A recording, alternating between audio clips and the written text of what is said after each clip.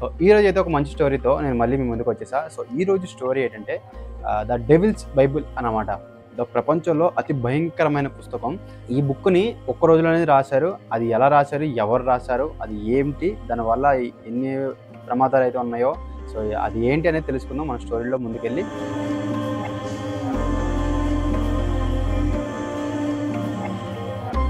The devils Bible, దీనికి ఇంకొక పేరు కూడా ఉందన్నమాట, కోడెక్స్ గిగాస్ అనేసి. సో దీంట్లో కోడెక్స్ గిగాస్ కూడా ఒక గేమ్స్ కూడా సృష్టించారు వీళ్ళు, కొంతమంది సంస్థలు అది కూడా. సో ఈ బుక్ ఎందుకు ఎంత భయంకరమైనది అంటే 15వ శతాబ్దం చెందినమాట ఇది.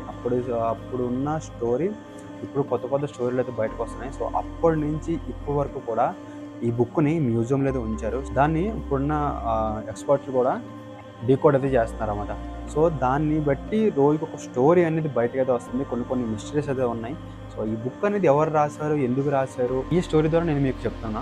ఈ బుక్ని ఒక సైతాన్ రాసింది అంటారనమాట. సో అదొకటి, సైతాన్ అంటే లూసిఫర్, ఇంగ్లీష్లో డెవిల్, సో ఇలా అంటుంటారు.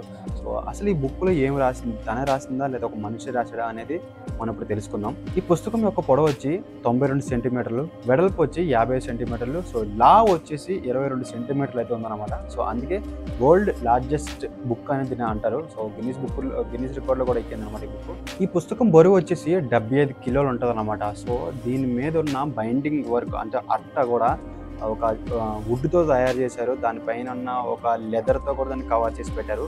సో దాని మీద కూడా ఒక ఐరన్తో కార్నర్స్ని ఒక ఐరన్తో పెట్టారు అనమాట. సో ఈ బుక్ 75 కేజీలు ఉంటుంది. అంటే మనం ఈ బుక్ని ఎత్తడానికి కూడా ఒక 2 మనుషులు అయితే కావాల్సి వస్తుంది. సో ఆ బుక్ అంత బరువు అయితే ఎలా ఉందో ఏంటో మీకు నేను ఫొటోస్ అయితే నేను చూపిస్తున్నాను, స్క్రీన్ మీద చూస్తూ ఉండండి.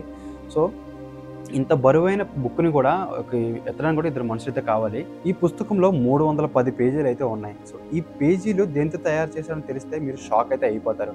సో నార్మల్గా కొన్ని బుక్స్ని కూడా మనం తెలిసిన విధంగా అయితే ఒక బుక్ని కూడా చెట్లతో తయారు చేస్తారని అనుకుంటారు. సో కానీ ఇది కొంచెం డిఫరెంట్ అనమాట. సో ఇందులో 160 గాడిద చర్మాలని యూజ్ చేశారు. సో షాక్ అవ్వాల్సిందే కదా. సో అదొకటి ఏంటంటే ఒక్కొక్క పేజీ కంటే 2 పేజెస్ ఒక్కొక్క గాడిదని యూజ్ చేశారన్నమాట. మొదటి 118 పేజీలు కూడా బైబిల్ గురించి రాసి ఉంటుంది. ఒకవైపు చెడు, ఒకవైపు మంచి గురించి రాసి ఉంటుంది అన్నమాట. ఈ ప్రపంచంలో ఎంత మంచి ఎలా ముందుకెళ్తుంది అనేది కూడా సో ఆ బుక్లో అయితే రాసి ఉంది. సో సెకండ్ వచ్చేసి 118 నుంచి 117 పేజీలు కూడా హిస్టరీ ఆఫ్ జ్యూస్ గురించి రాసి ఉంటుంది అన్నమాట. సో తర్వాత 101 నుంచి 139 పేజీల్లో కూడా మెడికల్ అండ్ మ్యూజిక్ గురించి రాసి ఉంటుంది అనమాట. సో మెడికల్ అంటే ఎవరికైనా సరే ఏమైనా ప్రాబ్లం వస్తే దాని గురించి అందులో అయితే రాసి ఉంటుంది. ఏదైనా ఇప్పుడు రీసెంట్గా కోవిడ్ అయితే ఎలా వచ్చిందో సో అలాంటి దానికి ఉన్న మెడిసిన్ సో అందులో అయితే రాసి ఉన్నది. ఇంకోటి ఏంటి మ్యూజిక్ గురించి ఏంటంటే ఇప్పుడున్న మన కల్చర్ కొన్ని మ్యూజిక్స్ వింటుంటే మనకు కొంచెం హాయిగా అయితే ఉంటుంది అనమాట. సో అది కూడా ఎలాంటి మ్యూజిక్స్ ఏంటి అనేది కూడా ఆ మ్యూజిక్ గురించి ఒక హిస్టరీ అయితే ఉంటుంది, ఒక టైప్ ఆఫ్ నోట్ బుక్ అయితే ఉంటుంది. సో మ్యూజిక్ వాళ్ళకి కూడా బాగా తెలుస్తూ ఉంటుంది అది ఆ బుక్ గురించి. సో ఆ టైప్ ఆఫ్ దాని గురించి కూడా అందులో రాసి అయితే ఉంది. ప్రెజెంట్ ఏంటంటే ఈ బుక్లో 2 పేజెస్ని బాగా హైలైట్ అయితే చేస్తున్నారు. ఒకటి 189, ఒకటి 290. ఈ పేజీని బాగా హైలైట్ చేస్తుంది. ఈ ప్రపంచంలో అందరికీ కూడా ఇది 2 పేజీలు ఎక్కువగా చూపిస్తున్నారు అన్నమాట. 289 పేజీ వచ్చేసి హెవెన్లీ సిటీ అని అంటారు అన్నమాట. సో అందులో ఒక లెఫ్ట్లో మొత్తం కూడా ఒక సిటీ అయితే ఉంటుంది. సో ఆ సిటీలో ఒక్క మనిషి అయితే కూడా ఉండరు. ఒక సిటీ అనమాట, అది హెవెన్లీ సిటీ, అది హెవెన్ సిటీ అనమాట అది.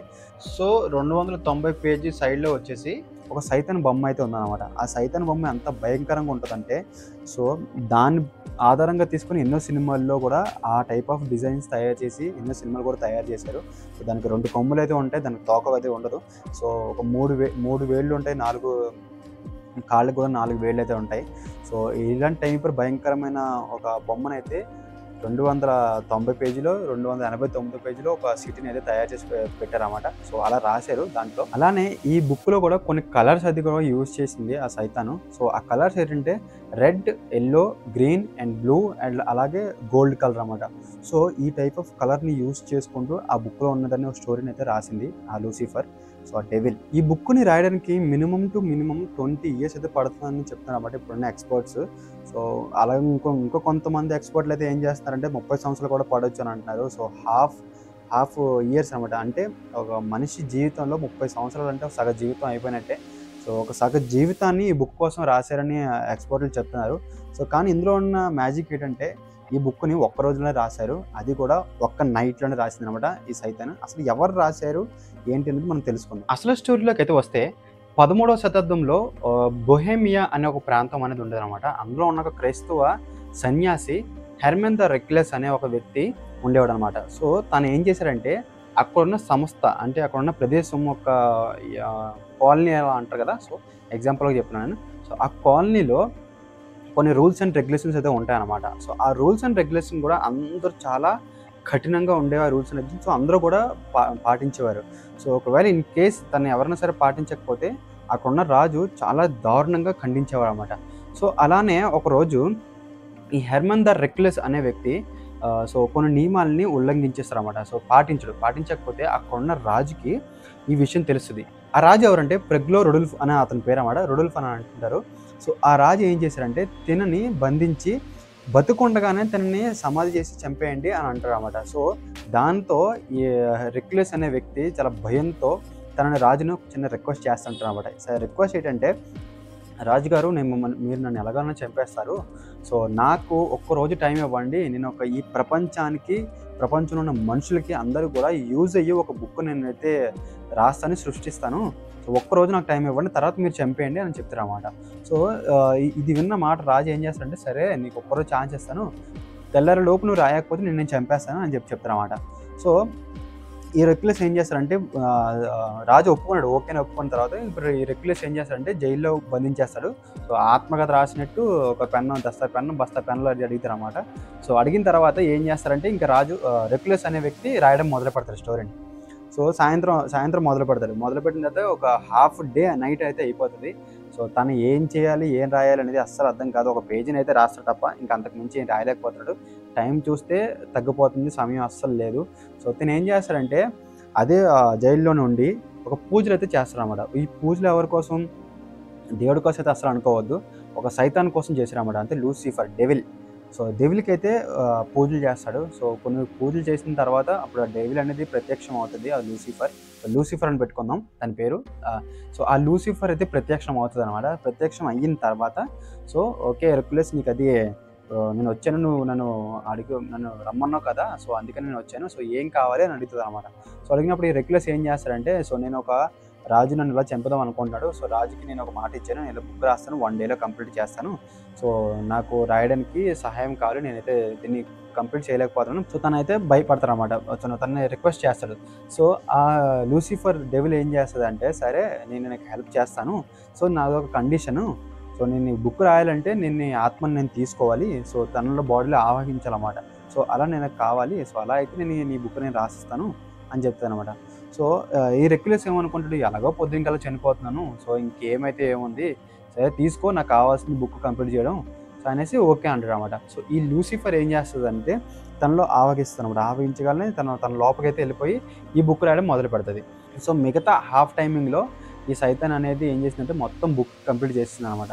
సో, ఆల్రెడీ స్పృహతో ఉండిపోయినప్పుడు తను అన్‌కాన్షియస్‌లో ఉంటాడన్నమాట. సో, ఉన్నప్పుడు మార్నింగ్ లేచి చూసిన తర్వాత ముందు ఒక పెద్ద బుక్ అయితే తన ముందు ఉంటదన్నమాట. సో, నేను 1 డేలో హాఫ్ డేలో నేను బుక్ రాసేసాను అనుకుంటాడు. సో, రాసిన తర్వాత ఆ డెవిల్‌కి అనేది కృతజ్ఞతలు చెప్తాడు.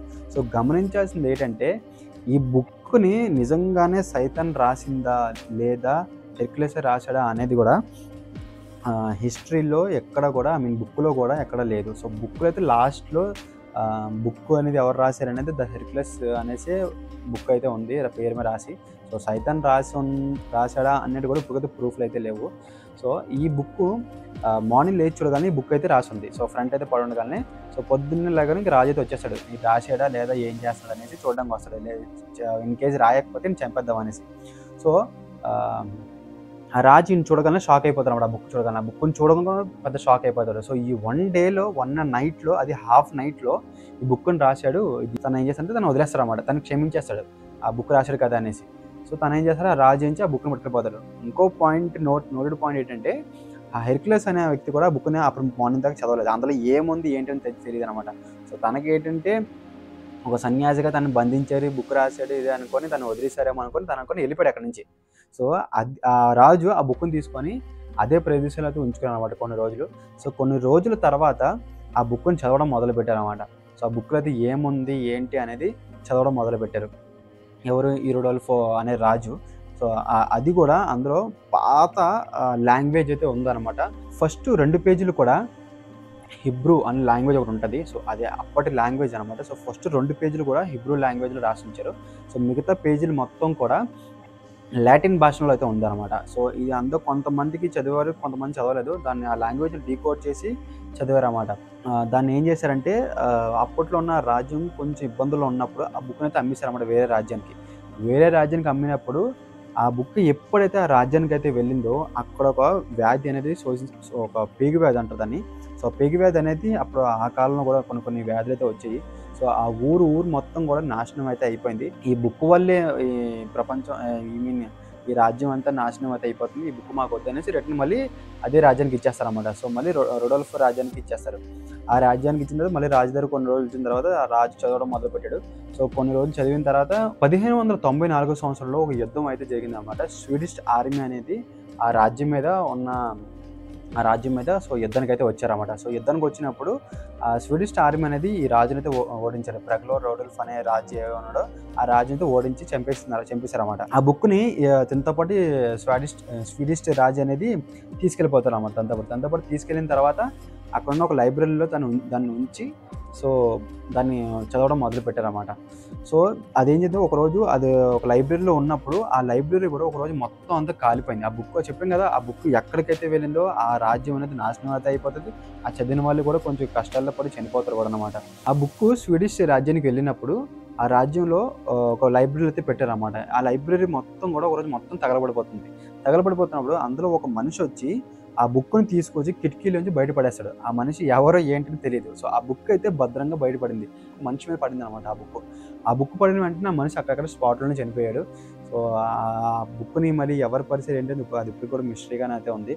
సో, ఆ స్వీడిష్ రాజు ఏం చేశాడంటే ఆ బుక్‌ని మళ్ళీ అక్కడి నుంచి తీసుకెళ్ళి కొత్త లైబ్రరీలో అయితే పెట్టాడు. సో, ఆ పాత లైబ్రరీ మొత్తం కాలిపోయిన తర్వాత ఇంకేం చేయలేకపోయారు.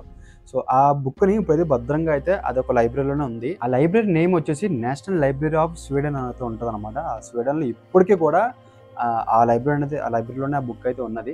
సో, ఇంకోటేంటంటే ఆ బుక్‌ని కూడా ఎవరంటే ఇల్యూమినాటి అనే సంస్థ దాన్ని కంట్రోల్ చేస్తుందనమాట. సో, అందుకే కొన్ని ఇల్యూమినాటి గురించి కూడా కొన్ని కాంట్రోవర్సీస్ అయితే వచ్చాయి.